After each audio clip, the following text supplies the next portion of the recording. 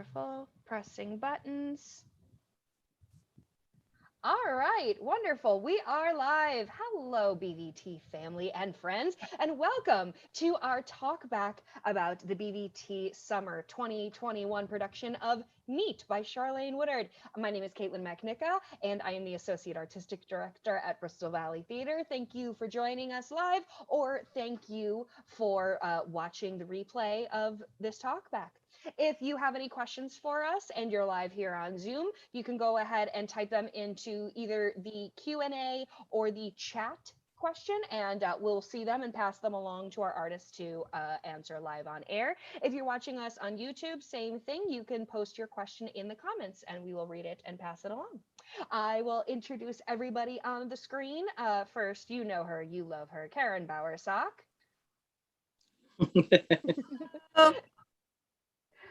And Rich Miller, sound designer extraordinaire, who has a lovely backdrop of our beautiful set behind him. Welcome. And all the way from Boston, Massachusetts, Shelley Barish, set designer.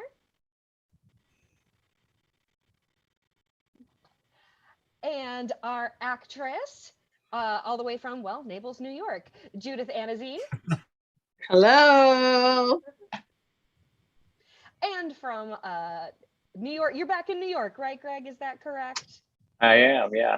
This is Greg Sullivan, our lighting designer.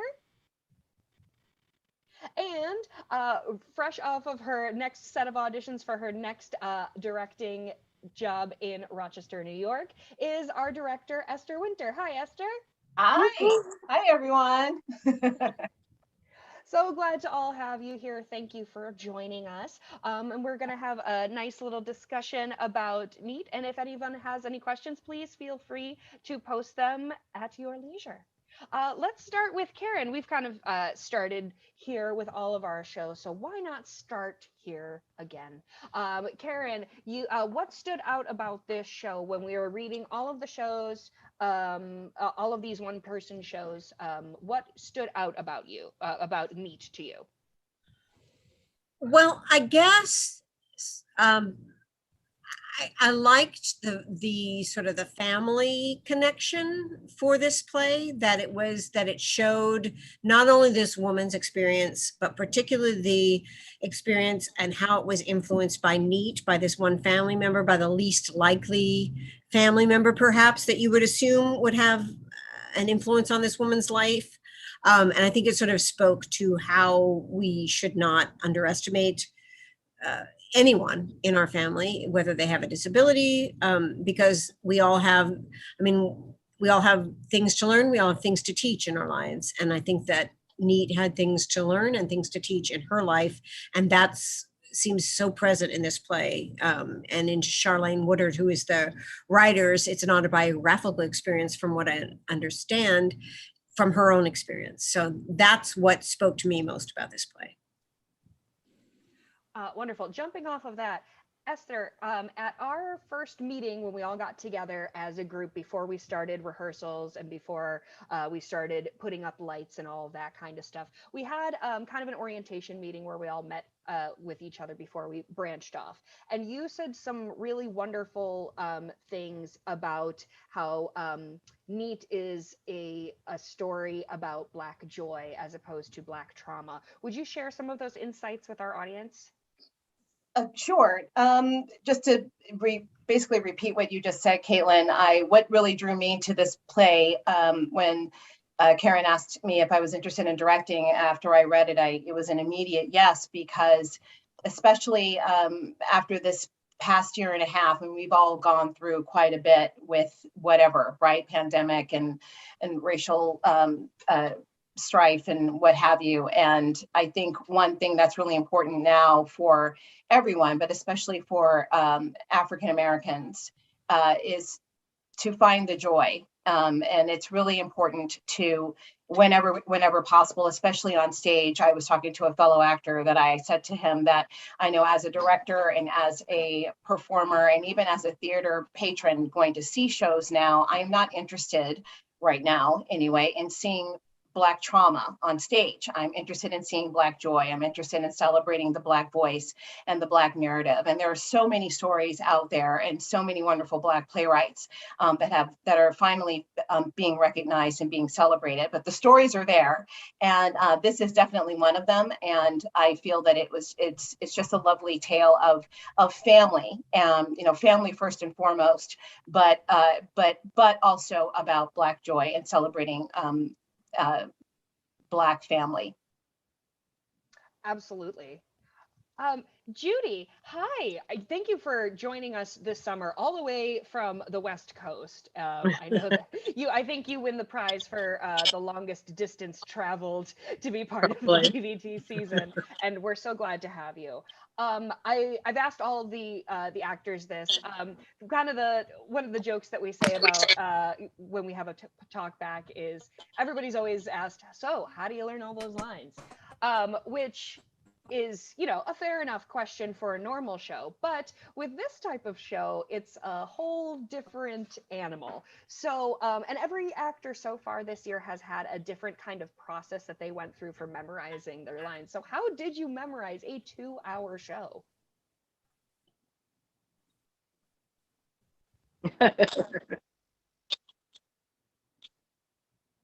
Judy?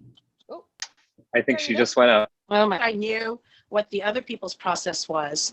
It was just brute force. I just, force. Hello? You can hear me, right? Yes, now Okay. I can hear you. Yep. Yeah, I was just saying, I wish I had known what other people did to memorize their lines, because I just did what I could do, which is I just forced the words into my brain. That was kind of also kind of a downfall, because I really, really wanted to get them word in Charlayne's script is so thoughtfully written and thoughtfully put down. I really wanted to try to get it as close to what she wrote as possible. So it was very hard, a little bit of a tyranny, but I do the best I can. And I think I get most of them. I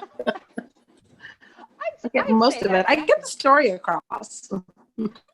Absolutely. Mm-hmm. And it is a beautiful story. And like Esther said, there is so much joy in it. And it's such a pleasure to see. Rich Miller, this show was a little bit different when it came to sound.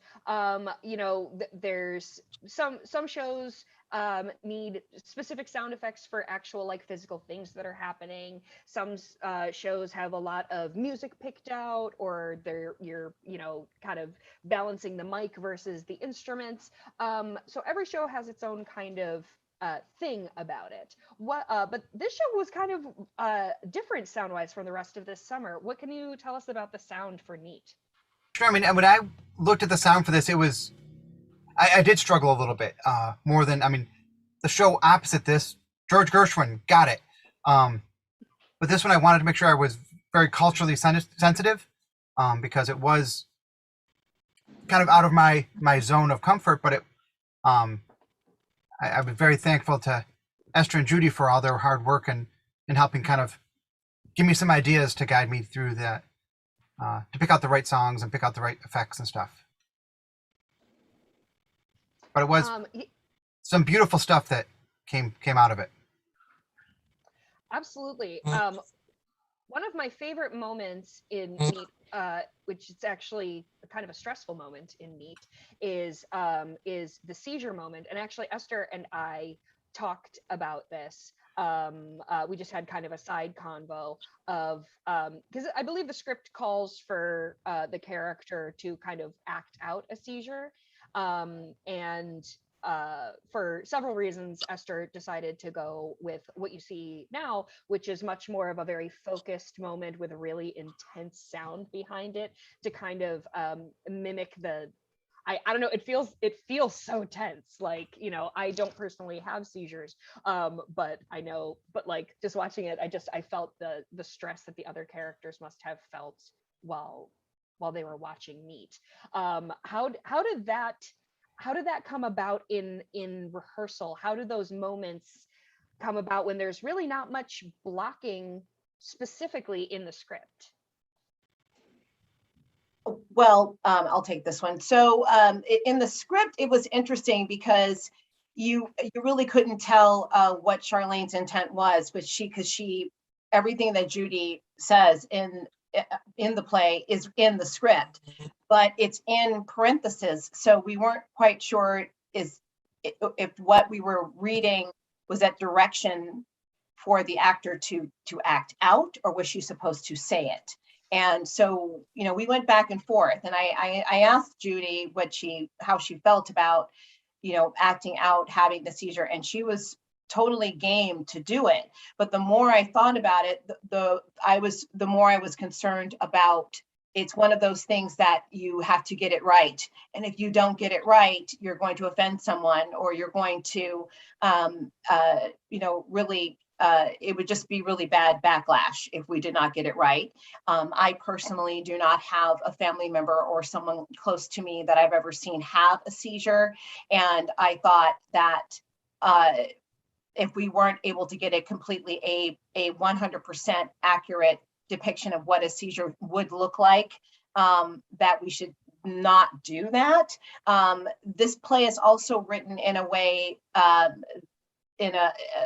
Charlayne wrote it in a way at the beginning of the notes. The liner notes say that it's written for one person to do the play. However, if in another production, if you want to do it with multiple characters and multiple actors rather, then it lends itself to that as well. So because we weren't going that route, we had one actor, I felt that would have been a little difficult. I mean, Judy is fabulous, but for her to go from having the seizure and then just talking about the person who just had the seizure right after that would have been a very difficult choice acting wise to try to figure that out.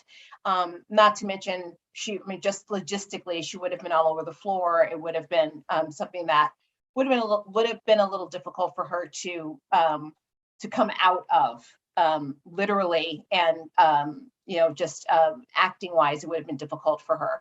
So we decided to go ahead and have her say it instead of acting it out. And then it was the question of, so how do we create the tension? How do we create, instead of her just standing there describing it, I want us all to be nervous I want us to feel it in some way. So how could we do that? And the combination with a sound, I think I told Rich I said I wanted some type of high pitch. What I said to him was, like in horror movies, you have that one note that ding, and something's happening, and that's all you have is the one note. I said, I want it like that, but not in a horror movie kind of way, but just something that creates a little bit of tension. And he found exactly, tell them what it is, Rich. What is it? So it's actually when you're, if you have a crystal glass and you're putting your finger around the edge, that resonant sound. That's what you're hearing. Is it really? Yep. It's perfect. It's perfect. Yeah, it's exactly what I was going for. And then, and then Greg added the lights, and I was like, there it is. So it was just a great combination of just great ideas working together. Absolutely. That's really cool. I literally just learned right now that was that sound. Great. And this is a perfect segue into the kind of visual aspects of the show. Shelley and Greg worked really very much hand in hand on this set in particular. I mean, obviously we all try to work we want all of the departments to work seamlessly together. However, there were literally lights built into this set. And again, we've got this really great kind of dichotomy. Each of the pods, as we call them, each of the sets of shows that we've done, the 2 shows in June, the 2 shows in July, and now these 2 shows, have been so wonderfully diametrically opposed to each other in style, in tone, and just in the set. The other show that's playing right now, which is Swonderful, is it's an apartment with a skyline and a piano, and this is much more abstract. So I'll start with Shelley. Where did the inspiration for this come from? How did these beautiful panels come to be? They really came from Esther.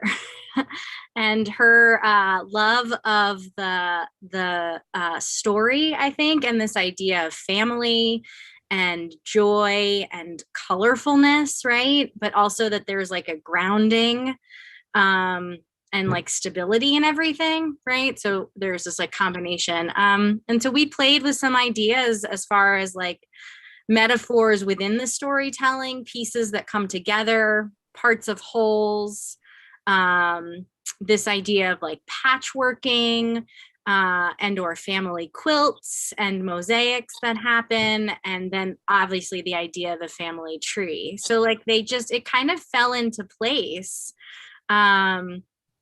But yeah, it was driven and inspired, very much by the story and by Esther's vision of the story. That's wonderful. See, I love when like an artist inspires an artist. It's really cool. Greg, can you tell us a little bit about how, because I know, it's so exciting when you're like in a tech rehearsal. I'm sorry, I have a very large golden doodle right now who's demanding pets of me. So if you see a little blonde head bobbing in, his name is Fozzie. But anyways, there are these moments where you're watching a show and then like a moment happens, you're like, oh my gosh, the magic happened. And I had that moment the first time that I saw Judy move a panel into place, and it locked into place and then it lit up, and I was like, oh my gosh, there's like, and it's, and I had been watching them being built. Like I knew it was, I knew that, spoiler alert, there were lights built into the panels, but it still made me really excited. So Greg, how did that come to be? How did the relationship between the lights happen? And then also, how do you make moving panels that light up? Yeah, I'm trying to remember the exact origin behind the idea. I mean, it's something we talked about really early on, as far as like, how can we like breathe even more life? I guess that's a big part of it, is like, it's all about life, and the tree is life. And then light as another layer on top of that is something that can like give us a breath of life at times. And so we wanted to do something with light. And then what we ended up doing is actually different than what we originally set out to do, but it was of a similar vein, in that, we wanted something that felt organic and embedded, and also was kind of a surprise. And we saw just little glimmers of at first, like what you're describing in the transitions. And we didn't see the full reveal until the end, when she describes, I don't want to give anything away, but there is a moment. Yes, Rich is spoiler alert in the top right corner of my screen. Yeah, it's amazing. Our electrics assistant, his name is Jonathan Langberg. It's actually his birthday today. He's 21 years old today, and he is incredible. And while rehearsal was going on, after after Judy and Esther were done with their rehearsal for the day, Jonathan would go into the stage and just lay out just what seemed like miles and miles and miles of lights, and then they had to be fed in, and it's not just that, sorry, that's Fozzie. It's not just that it's a bunch of lights, it's a bunch of lights that are in different channels, and some branches are lit up when others aren't. It's absolutely gorgeous. And then Jason Dixon, our scenic our technical director, had to figure out, how do we make these beautiful big panels? How do we make them easy enough that Judy can move them by herself? And they're heavy, but also, how do we make them secure and stable enough that if a big wind gust comes, we don't just, they don't fly away.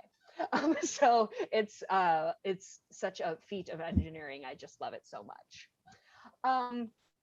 Judy, you are you're one of those people in real life that's just wonderful and joyful and sunny to be around. And Charlayne feels like that as well. I know I've never met Charlayne, but her script says that to me.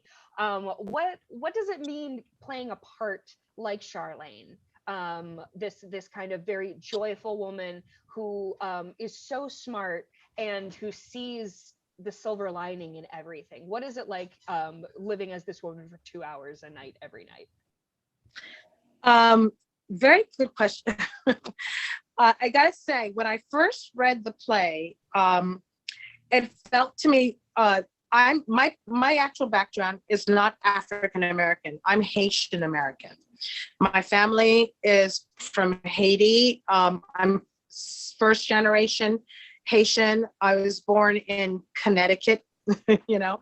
So all of this, a lot of African American culture is based on people raised in the South, raised in the Baptist church, all of this stuff that I don't have in my background.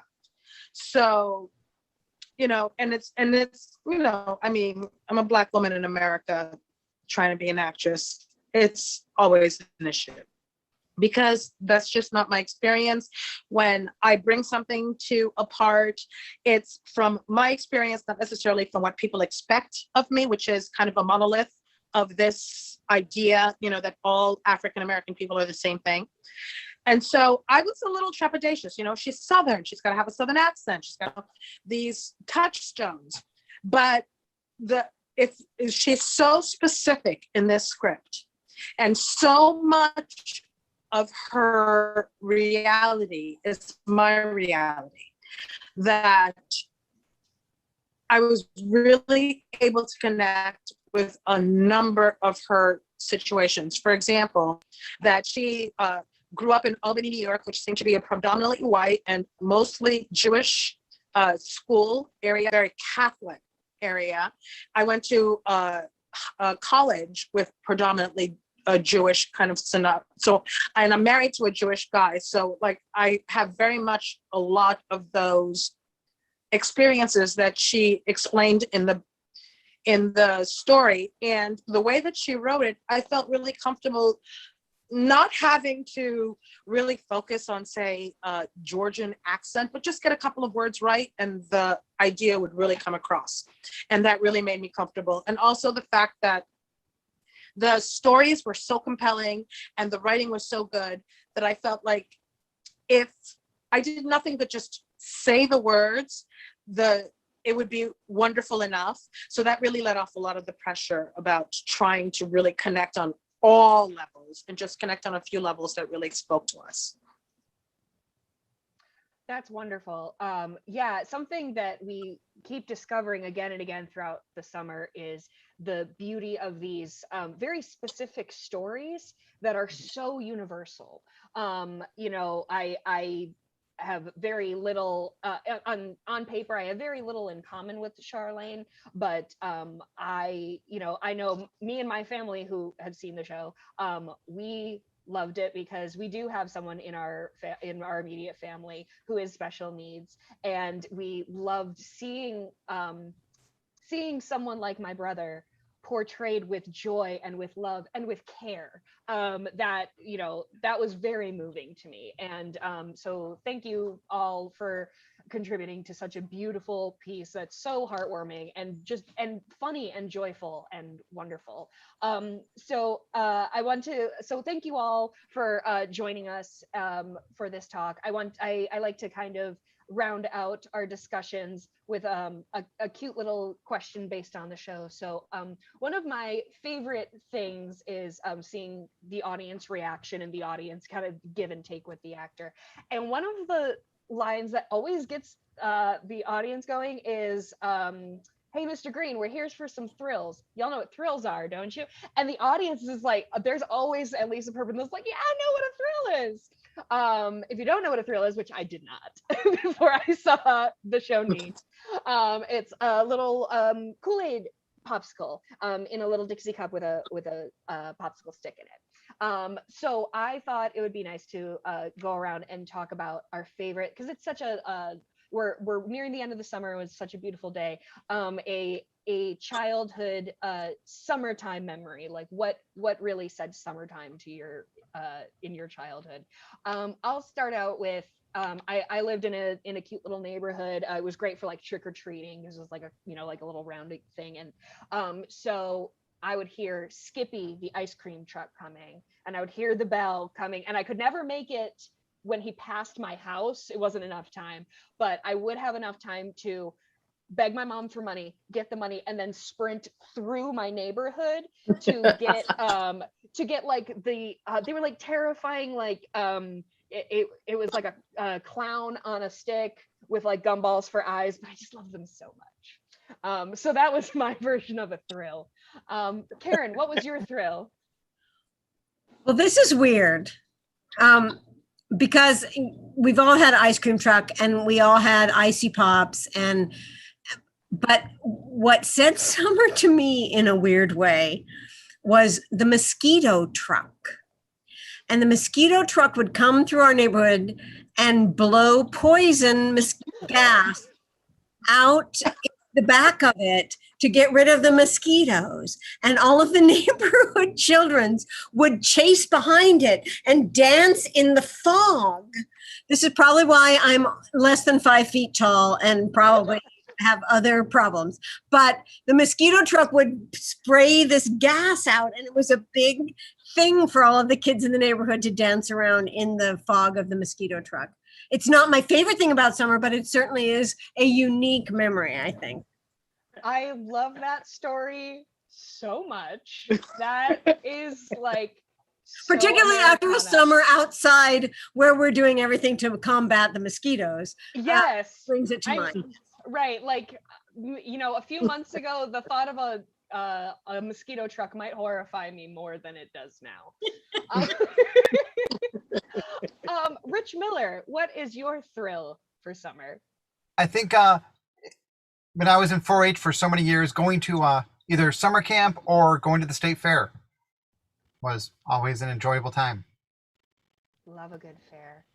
Shelly Barish, what about you? I remember like the old school sprinklers, like the little semicircular ones where you used to put them up and like run through them. And I don't know, I remember sprinklers and making mud. Greg Solomon, what about you? Well, you stole mine, Shelley. I was about to say like hoses and sprinklers. That's what I was going to say. Esther? Let's see. So I have vivid memories of slip and slides. That was a big deal. And ice cream trucks were a big, very vivid. And I would always get one of those rocket pops that were red, white, and blue. And I would just, because they all tasted different. Each color tasted different, and they tasted different. And I agree. And I would just, so that was kind of like my thrill. I didn't want anything to drip, and I'd be licking all around it. So like slip and slides and those rocket pops. Yeah. Do people say that rocket pops aren't 3 separate flavors because it's cherry, lemonade, and blue raspberry, and right? blue, yeah, I don't know. I just remember having it wasn't here, of course, but someone said they all taste the same. I was like, no, they don't. They do not taste the same. You are wrong. Judy, what was your thrill? Until I was about 10 or 11 years old, we spent our summers in Haiti, in Port-au-Prince. And it's a very it's a very urban area, but my grandmother had a house with 2 levels, and it had chickens on the first floor. And I remember this big concrete tub that had water in it, and we would splash around, and the Fliska guy would come around, and it's basically shaved ice, and you could get all these different flavors on top. And so we would get a Fliska, and then we'd splash around on the outdoor concrete tub. And I always remember my grandmother saying, make sure you speak English. Make sure you speak English so that my neighbors can know that I have English grandchildren. So that's one of the things that I really remember about summer. Oh, that's amazing. And there are chickens right across the street from our outdoor theater. So very, very similar. That must make you feel, it's summertime. Amazing. Well, thank you everyone for sharing. And thank you so much for sharing your artistry with us. This season would not be possible without all of you. And it's been incredible. So thank you all so much for joining us here today. Thank you for joining us here at home. And we will see you tomorrow for our next Talkback. And these are the last shows of the summer, but we're going to be back with more stuff in this fall, spring, and summer 2022. So we'll see you soon. Have a great night, everybody.